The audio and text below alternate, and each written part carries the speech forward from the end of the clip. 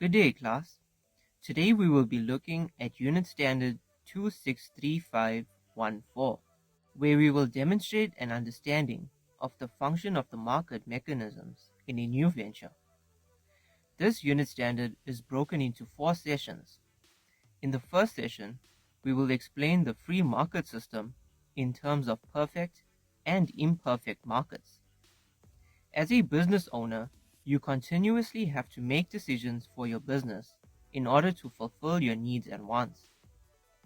The decisions are based on the limited resources as well as other factors like the customer's perception of your business. It is crucial to understand the basics of economics, the business market, and the factors that guide economic activity in order to make the best decision for the good of your business.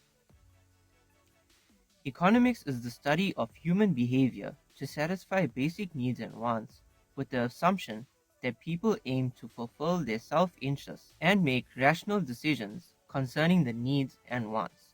Economics is divided into 2 fields of study, which are microeconomics and macroeconomics.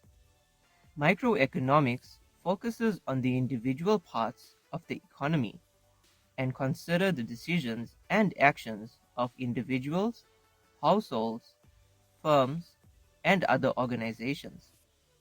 Microeconomics also looks at the study of demand and supply for goods and services. Macroeconomics focuses more on the economy as a whole and develops an overall view of the economic behavior as a whole. It looks into factors like economic growth, inflation, unemployment, production, technology, legislature, culture, and politics. The main economic problem is scarcity. We have unlimited needs and wants, but limited resources to satisfy them. Competition is an important element of the free market system because it helps remove inefficient producers. It forces producers to lower prices and improve their products to attract customers. When producers compete, they find ways to make products cheaper in order for them to lower prices. Less competition results in higher prices because the product is a monopoly. The same product can cost different prices in different places. This is an illustration of competition through listing different prices for the same product or service. An example of such competition would be the price of 1 kg sugar. A large chain store might be selling 1 kg sugar for 18 Rand, and for the same brand and size of sugar, you might pay 22 Rand at a corner store and 30 Rand at a 24-hour convenience store. Each store has a unique competitive advantage which makes certain that the price asked for is most favorable for the particular market. If we assume that the prices remain the same, and one store decides to double their prices, this would be a result in customers going to buy at other stores. Relative price differences are accepted by consumers. Once they feel like they are being overcharged, they move to another shop. Competition ensures that prices remain within a given range. An economic system is the way in which a country's economy is organized, and each system has different ways for solving economic problems. For instance, distributing scarce resources. A communist economic system is where the government takes control of economic problems, whereas a capitalist economic system is where the economy is market-orientated, so it allows market forces to determine solutions to economic problems. The solutions for a capitalistic economy is normally derived from forces of demand and supply, which is also known as a free market system. The idea of communism is a sense of community, where all the assets belong to a population. A communist system is controlled by the state. Consumers don't play a significant role in the system. The market mechanisms of demand and supply do not exist, since the state decides what should be produced and how much of it should be produced. A free market system factors production are owned by private individuals, and the forces of demand and supply determine how resources are allocated with any government intervention. In a free market, there is a large number of different buyers and sellers, which creates competition that allows for changes in demand and supply.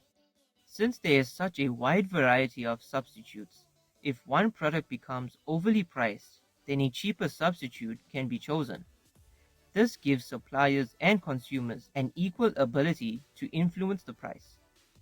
There are four types of market structure in a competitive environment: perfect competition, monopoly, monopolistic competition, and oligopoly.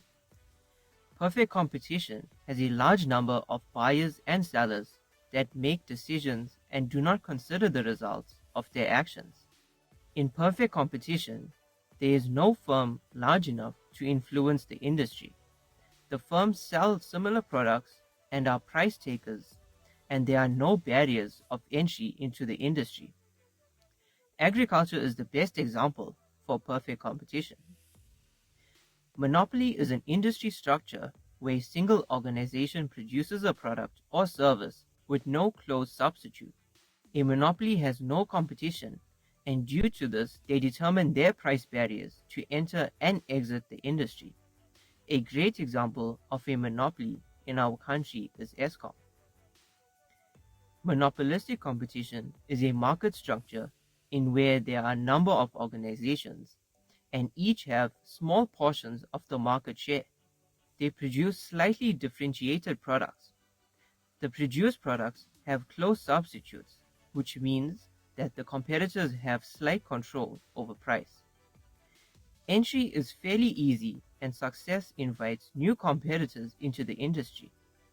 An example of this market structure would be grocery stores. Oligopoly is an industry structure that has a few organizations producing differentiated products and services. Entry into this market is not very easy. An example of this would be health insurance companies.